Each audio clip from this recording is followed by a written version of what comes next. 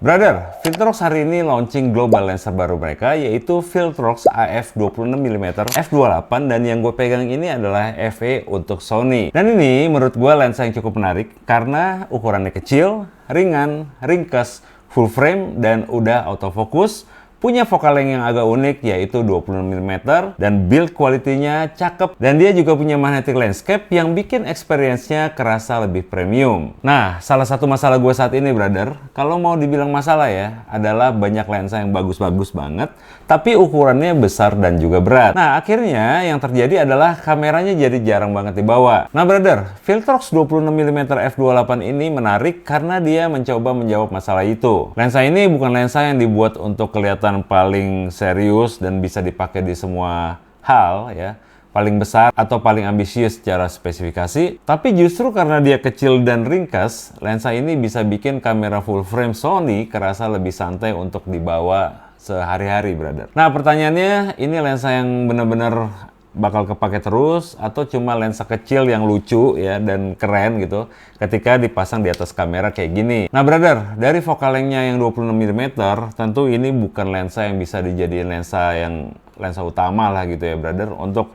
kerjaan potret yang klasik. Bukan f/28-nya juga negesin bahwa ini bukan lensa yang dibuat untuk ngejar background yang blur-blur ekstrim gitu ya, atau lensa yang performanya luar biasa di low light sekuat lensa f1.4 atau bahkan f1.2. Tapi brother, buat gue yang memang suka lensa dengan bukan besar, f/28 di lensa fix memang bisa kerasa cukup aja, tapi memang agak tanggung. Tapi kita juga harus paham, kalau bukannya dibuat lebih gede, pasti ada konsekuensinya ke ukuran dan bobot lensanya sendiri. Nah, brother, menurut gua, lensa ini memang bukan dibuat untuk cari bokeh-bokehan yang maksimal gitu, brother. Tapi ini lensa dibuat untuk enak dibawa-bawa. Nah, kalau dilihat dari ukurannya ya, kecil banget, brother. Lensa ini cocok banget buat traveling, daily carry gitu ya, dibawa kemana-mana setiap hari, street photography, buat behind the scene misalnya, atau environment portrait, buat teman-teman konten kreator, dan juga teman-teman yang pakai body compact kayak Sony Alpha 7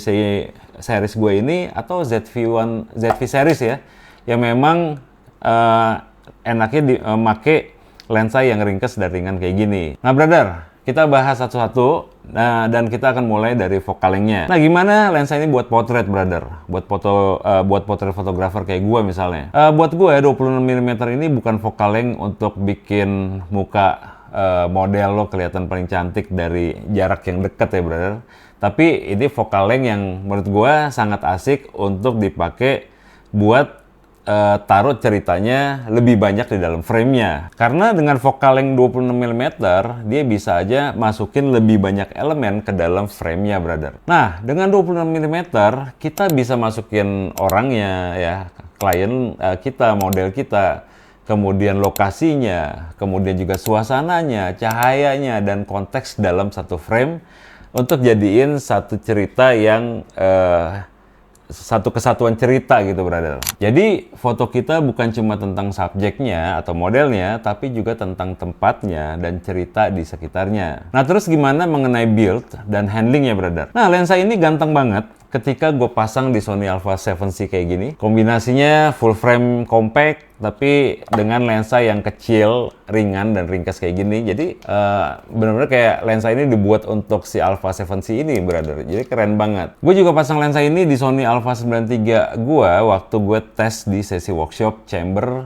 beberapa hari yang lalu. Dan yang langsung kerasa, brother, adalah ukurannya yang bener-bener nggak nambah beban yang signifikan. Buat gue yang sering pakai lensa-lensa bukan besar yang berat, lensa kayak gini itu akan kerasa happy lah makanya, nyenengin gitu loh. Kamera jadi kerasa lebih santai ya, mau dibawa jalan, masuk ke tas kecil, dipakai buat dokumentasi misalnya, atau kita bawa sehari-hari di tas kita. Nggak perlu keluarin lagi karena ya nggak banyak makan space dan semuanya kerasa lebih ringan. Nah, build quality juga kerasa solid untuk lensa sekecil ini. Feel-nya nggak kerasa kayak lensa murahan, brother. Nah, terus brother, ditambah magnetic lens ya, magnetic landscape-nya ini, experience kecil kayak gini nih kadang-kadang nih, brother, ya, bikin lensanya kerasa jadi kelihatan lebih premium. Nah, brother, sekarang kita masuk ke image quality-nya. Brother, lensa kecil dengan focal length 26 mm dan bukan f/28 ini tentu aja bukan lensa yang dibuat untuk ngalahin lensa prime yang besar ya, dengan bukan lebar. Tapi orang yang nyari lensa ini ya, menurut gua ya, bukan nyari lensa yang paling perfect nih, brother. Bukan. Yang dicari mungkin adalah lensa yang ringkas aja, hasilnya tetap clean, tajam ya, kemudian warnanya enak dan cukup bisa dipakai buat kerjaan ringan, hobi ya, dokumentasi kecil, traveling, street atau konten harian yang kita mudah bawanya untuk dipakai kapanpun dan dimanapun. Nah, brother, waktu gue pakai si lensa ini ya di Body Alpha 93 gue di workshop indoor kemarin, detail di bukan f/28 menurut gue sangat baik, brother.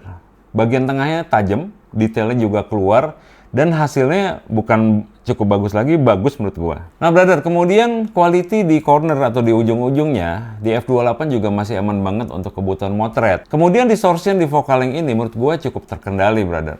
Bahkan, brother, buat gue yang suka memanfaatkan distorsi wide angle untuk bikin angle portrait yang lebih keren ya, yang lebih glamor, lebih menarik, output dari lensa ini menurut gue masih kerasa aman banget. Kemudian vignetting di bukan terbesarnya juga masih acceptable. Misalnya di foto ini nih, foto yang ini nggak kelihatan sama sekali. Kemudian warna dan kontrasnya juga bagus, brother. Beberapa frame sengaja gue ambil buat melihat gimana lensa ini performanya ketika menahan kontras, detail dan warna dalam kondisi cahaya yang beda-beda. Nah, mungkin pertanyaan berikutnya, brother, bukan f/28 ini cukup atau enggak sih untuk kebutuhan kita? Nah, menurut gue f/28 itu sangat cukup untuk banyak kebutuhan, terutama kalau kalian pakai untuk daylight, travel, street, dokumentasi, behind the scene, dan juga mungkin kegiatan pengambilan footage video. Untuk indoor low light tentu aja ada batasnya karena dia f/28 ya, brother. Tapi dalam banyak kondisi indoor dengan cahaya yang cukup, menurut gue f/28 tuh masih sangat layak bisa dipakai. Ya, seperti kayak misalnya teman-teman liputan yang pakai 2470 f/28 gitu, bro. Nah, di kondisi yang low light banget ya, karena kita f/28 mungkin ISO-nya juga akan naik, tapi menurut gue sedikit ya.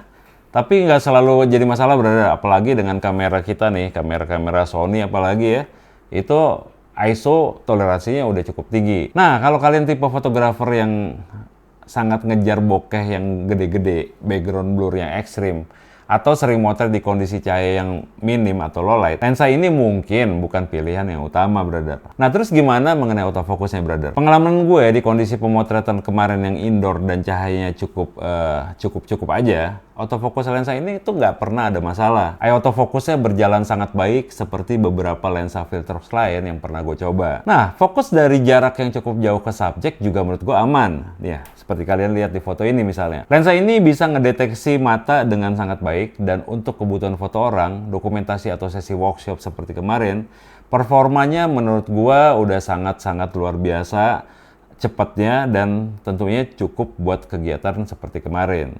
Tapi untuk first impressionnya, brother, AF-nya kasih kesan ke gue yang penggila autofocus. Menurut gue ini sangat positif ya. Autofokusnya juga cepet dan gak ada masalah. Nah, sekarang pertanyaan pentingnya, brother. 26 mm ini cocok buat potret apa enggak sih? Sebagai fotografer yang memang shoot potret, gue cukup sering ngagunain lensa wide. Misalnya terutama di kayak 16-35 mm untuk bikin wide angle potret. Jadi gue bukan tipe yang nganggap potret harus selalu 50 mm, 85 atau 135 mm, tergantung kebutuhannya, brother. Tapi kita juga harus tahu fungsi focal length-nya. 26 mm tentu bukan lensa untuk close up potret klasik kayak potret seperti ini. Nah, kalau 26 mm buat potret, artinya kalian harus deketin lensanya ke wajah modelnya. Distorsi pastinya akan mulai kerasa dan bisa malah mengganggu estetika atau bentuk dari wajah objeknya, brother.